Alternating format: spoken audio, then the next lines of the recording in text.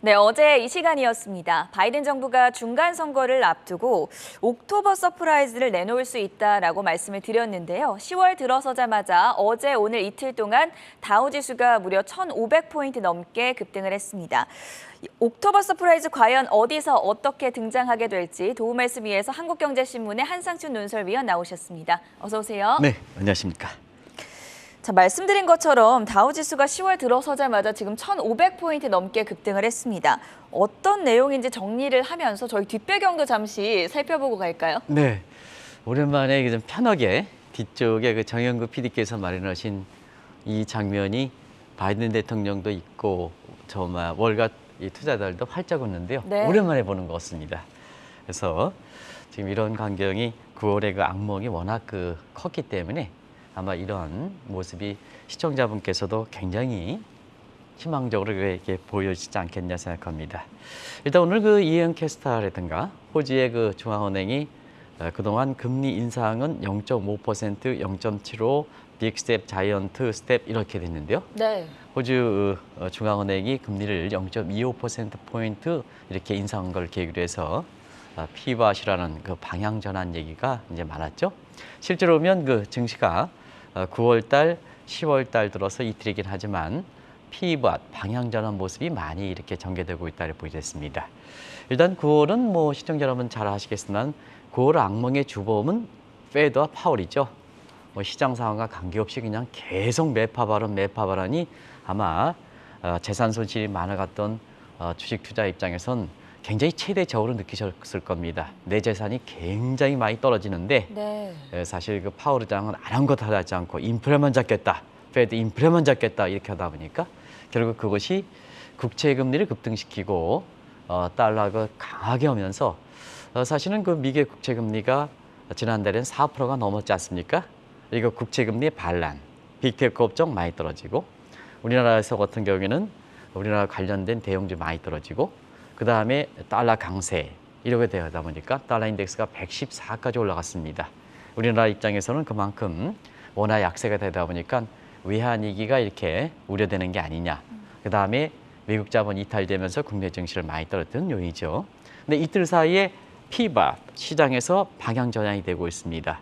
일단은 9월 악몽의 주범이었던 미국의 국채 금리가 여러 요인이 있습니다. 영발 금융위기가 좀 우려가 완화된다든가 CS 사태가 리먼이 아니라 도이치뱅크 사태가 된다든가 하는 쪽에 이렇게 요인이 있긴 합니다만은 미국 국채 금리가 3.6%대로 많이 떨어졌습니다.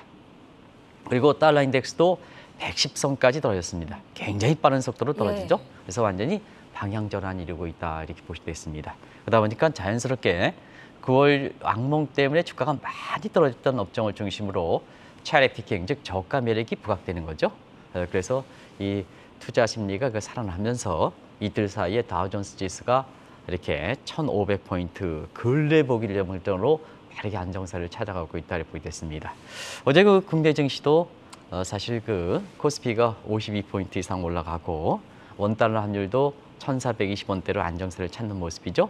오랜만에 9월 악몽에서는 외국인 이탈이 국내 증시에서 주가를 떨어뜨리고 원달러 환율을 끌어올리고 했습니다는 어제는 개인 투자가 기관 투자가는 제 역할을 하지 개인 투자가들은 뭐 우리 현명한 투자를 하셨죠. 9월 달에 이렇게 올라가는 과정에서 주가가 올라갔으니까 이렇게 차익 실현하는 것도 있긴 하지만 어제는 오랜만에 외국인들이 9월 악몽의 주범이었던 외국인들이 매입하는 과정에서 사실 국내 증시가 이렇게 올라갔던 것도 10월의 증시 모습에서 새로운 상황이 전개될 것이라는 시그널이 아닌가 이렇게 보고 있습니다.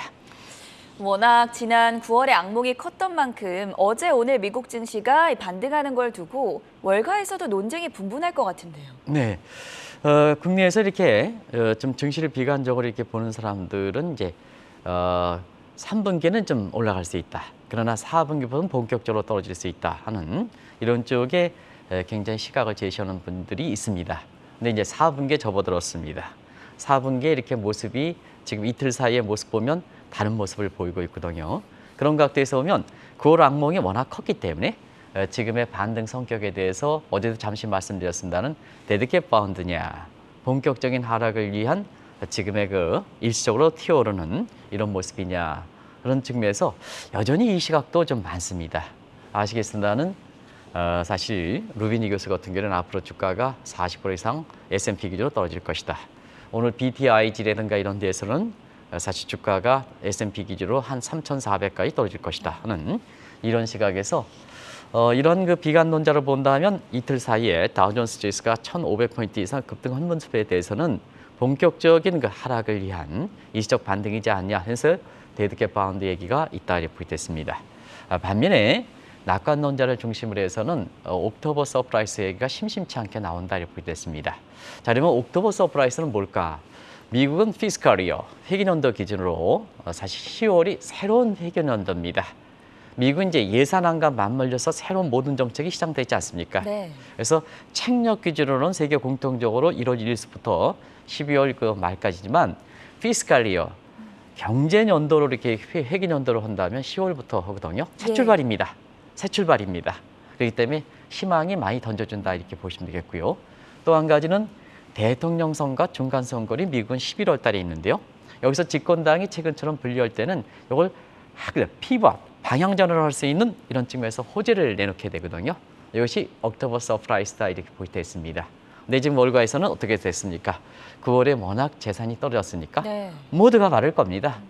우리가 비관론자대로 지금의 장세가 상승하는 것이 데드캣 바운드가 되는 게 아니라 사실 주가가 올라가길 바라는 측면에서 지금 월가의 분위기는 전자에서 후자 쪽으로 9월 항목에서는 극단적 비관론이 많이 공감대를 얻었습니다는 10월 들어서는 후자 쪽으로 이렇게 옥토버 서프라이스가 이렇게 발생하는 쪽으로 이렇게 기대가 섞여 있다 이렇게 됐습니다. 그리고 주식은 자기 실현적 가설 아닙니까? 기대 가설, expectation theory니까 투자자들이 이렇게 기대하는 쪽으로 가면 거기에 긍정적 편향이 되면서 오히려 그 주가가 의외로 빨리 상승할 수 있다는 측면에서 이틀 사이에 다우존스 지수가 1,500포인트 이상 넘게 올렸다 이렇게 보게 됐습니다.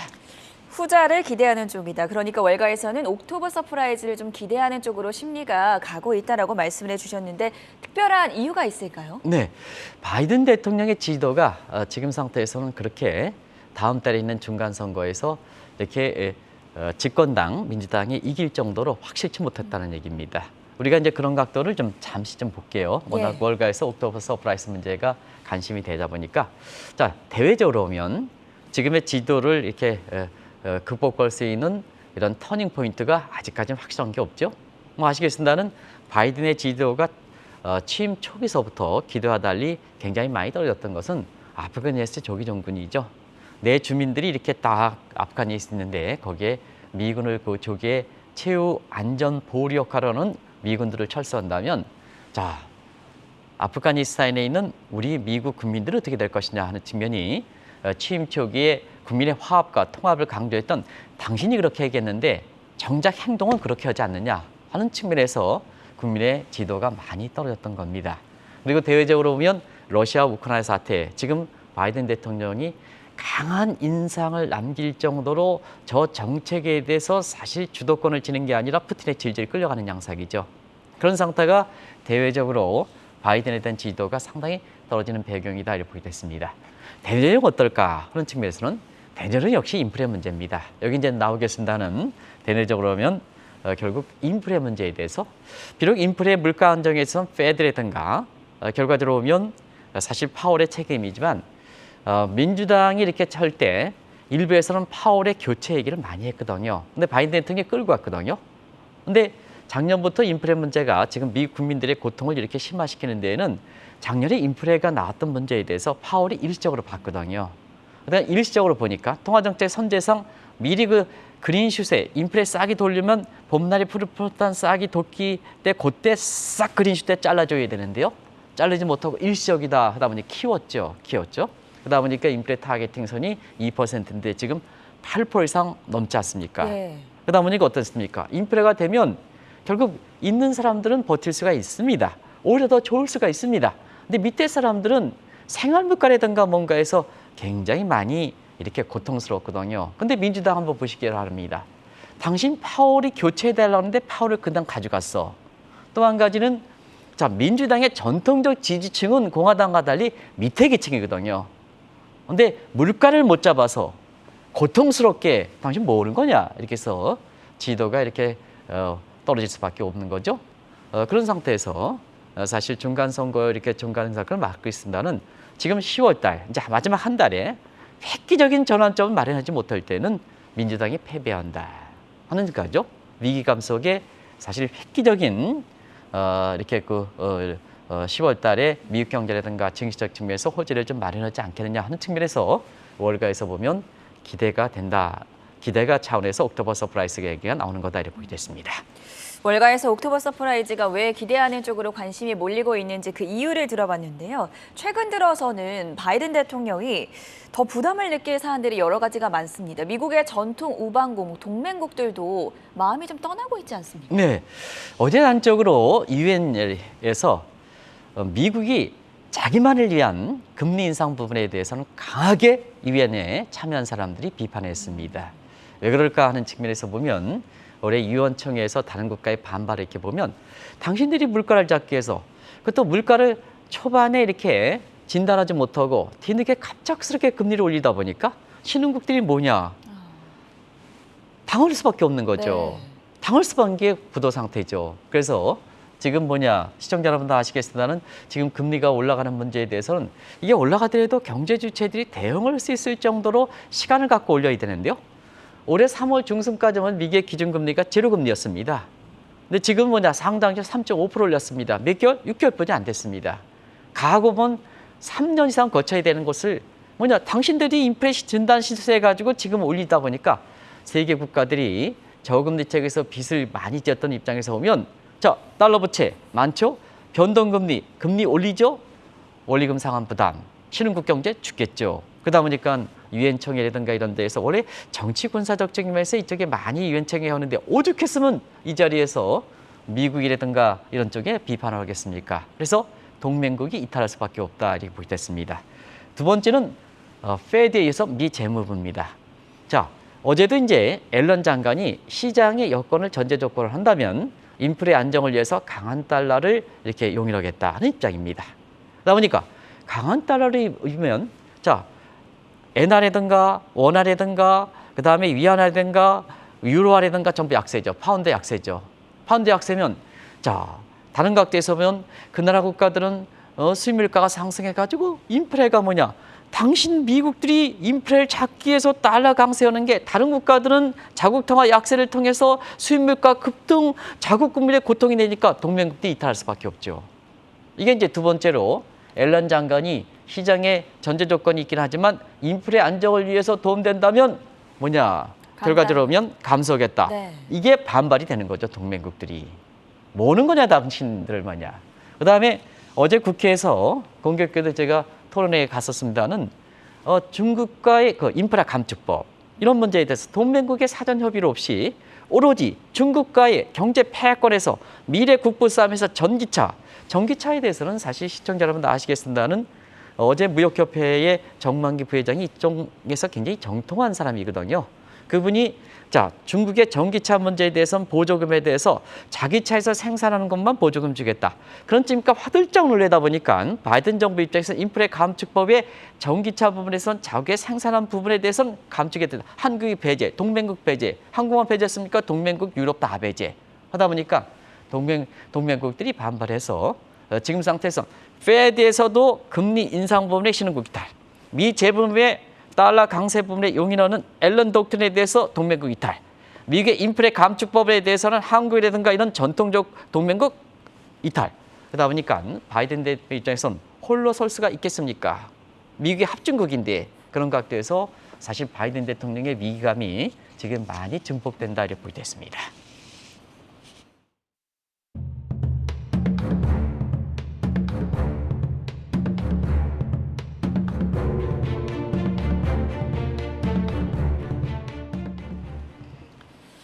만약에 바이든 정부가 아무런 조치를 취하지 않을 경우에 이번 중간 선거에서 민주당의 승리를 자신할 수는 없을 것 같은데요.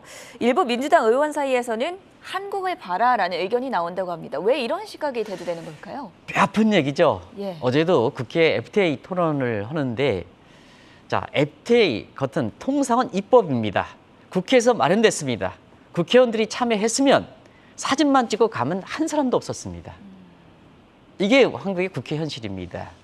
자, 한국을 왜 이렇게 민주당이 중간선거에서 패퇴했을 경우에는 한국을 봐라. 일부 집권당의 민주당 의원 사이에, 미국의 민주당입니다.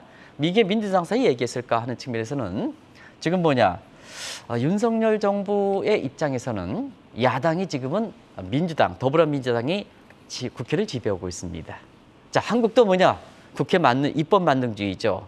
그러다 보니까 새 정부가 출범했습니다는 새 정부 의도대로 국민이 뽑아준 의도대로 정책을 결정해서 신속하게 추진하면 대선 결과의 부분에 대해서 국민의 기대하는 부분을 이렇게 정책적으로 실현해서 결과를 봐야 되겠습니다는 더불어민주당 집권당이 꽉 짚고 있지 않습니까?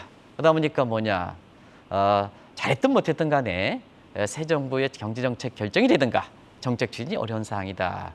제가 굳이 좀비라는 표현을 쓰지는 않겠습니다. 근데 이걸 왜 중간선거 패퇴했을 때는 한국을 바라는 것이 미국의 민주당 의원사에 나왔을까 하는 것을 지금 자막을 통해서 한번 보겠습니다. 자, 바이든 정부 민주당의 패배해서 미 의회가 하원도 공화당으로 상원도 공화당으로 넘어갔을 때는 집권 후반기에 레임덕 현상이 굉장히 가속화되겠죠. 그리고 미국도 지금 양분화가 되지 않습니까? 네. 바이든 퀴즈와 트럼프 퀴즈가 되는데요. 사실 이런 상태에서 대립이 굉장히 심화될 가능성이 높다는 얘기입니다. 그러면 2024년, 2년 정도 후에 나오는 대선 한번 보시겠습니다.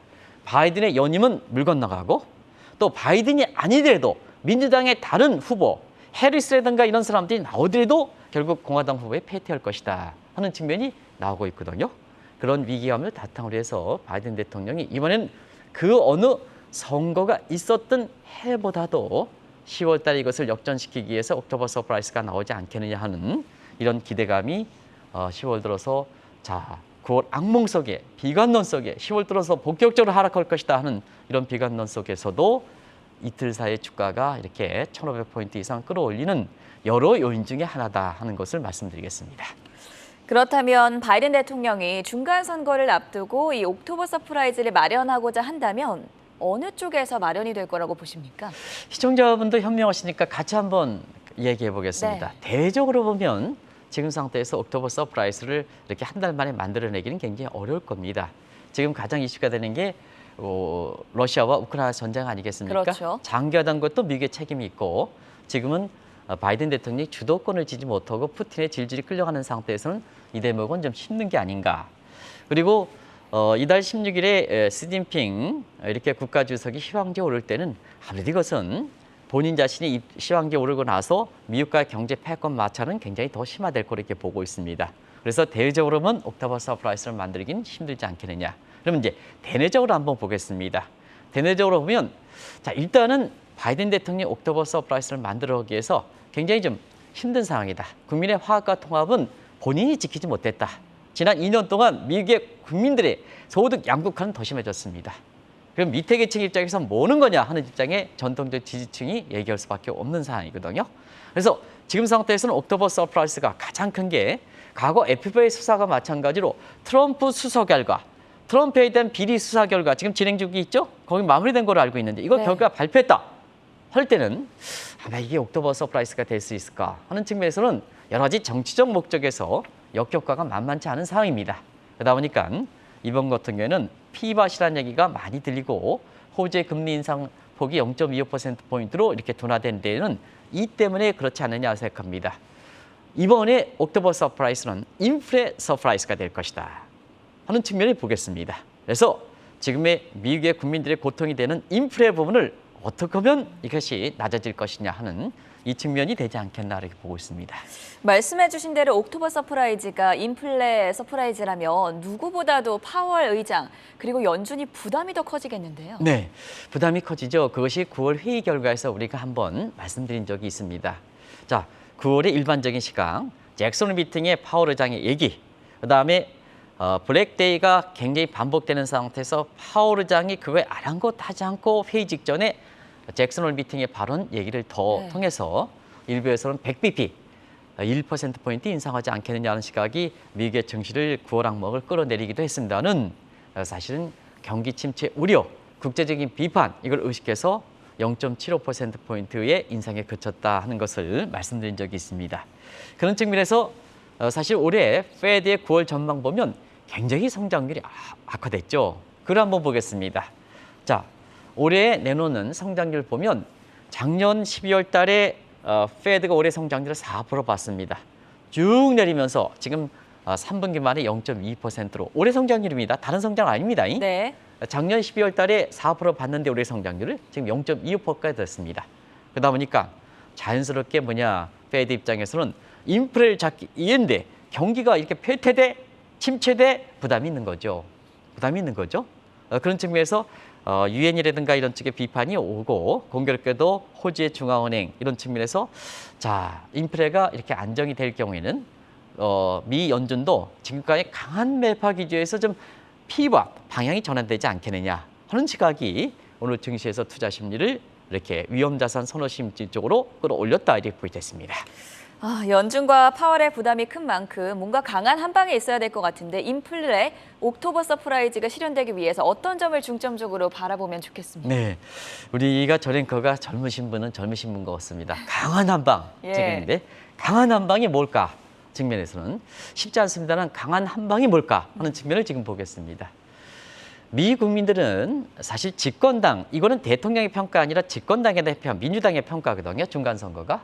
그럴 때는 집권당의 경제 성과를 보일 때 하위층일수록 미저리 인덱스로 가지고 평가합니다. 그러면 시청자 여러분도 아시겠지만 미저리 인덱스는 경제 고통 지수인데요. 인플레이션과 실업률을 더한 개념입니다. 자, 지금은 실업률을 더 이상 낮출 수 없습니다. 완전 공익 수준이기 때문에. 그래서 저 경제 고통 지수 수준을 낮추기 위해서는 물가를 낮춰야 된다 이렇게 보시면 되겠습니다. 그래서 이번에 옥토버 서프라이스는 이렇게 인플레 서프라이스가 될 가능성이 높다 하는 것을 말씀드리는데요. 지금 시간이 많이 경과하긴 했습니다. 이 문제를 방송이 조금 늦게 했으니까 이 문제를 좀 얘기할게요. 네. 자, 10월에 10일 전후에서 쌍십절 전후에서 발표되는 게 9월의 미국의 CPI입니다. 여기서 지금 상태에서는 확실하게 미국의 9월 CPI가 지금 8월 달이 8.3%인데요. 7% 밑만 떨어지면 확실하게 인플레 서프라이즈 되면서 바이든 정부가 희생할 수 있는 옥토버 서프라이즈가 될 수 있다. 그러면 지금 이 가능성이 있을까 하는 측면을 보겠습니다. 미국에서 이렇게 보면 가장 CPI의 구성 항목에 가장 중요한 것이 휘발유 가격입니다. 네. 근데 6월 달, 7월 달 갤런당 $5 이상 됐던 것이 지금 $3 밑으로 떨어졌지 않습니까? 그렇죠. 그리고 또 하나의 가중치가 높은 게 미국의 집값입니다. 집값도 지금 모기지 금리가 30년기가 7% 되면서 자 주급이라든가 이런 측면에서 보면 여기에 이자를 내릴 수 없으니까 던져버리죠. 집값 하락하고 있습니다. 그래서 이런 가능성을 염두에 두는 것이 아닌가 이렇게 보고 있습니다. 그래서 쌍십절 전후에서 발표되는 미국의 9월 CPI 상승률이 일단 1차 인플레 서프라이즈, 옥토버 서프라이즈가 되지 않겠냐 하는 게 보고요. 그다음에 11월 중간선거 바로 직전에 발표하는 게 9월 PC 물가지표입니다. 네. 이게 이제 매달 말에 발표죠. 이 물가지표의 향방에서 결정되지 않겠나 이렇게 보고 있습니다. 결과적으로 보면 파월과 페드 입장에서는 지금 상태에서 인플레만 잡기 위해서 국제적인 비난, 유엔까지 갔던 이 비난 이런 것 때문에 사실 인플레만 잡기 위해서 금리를 올리기는 상당히 부담스럽지 않느냐. 이게 피반 얘기가 나오면서 이틀 사이의 주가를 9월 악몽에 탈피해서 지금 1,500포인트 이상 끌어올리는 대변이 되고 있다 이렇게 보겠습니다. 자, 미국의 중간 선거를 앞두고 옥토버 서프라이즈, 인플레 서프라이즈가 실현될 수 있을지 시청자분들도 함께 지켜보시면 좋을 것 같고요. 지금까지 한국경제신문의 한상춘 논설위원이었습니다. 대단히 고맙습니다. 네, 고맙습니다.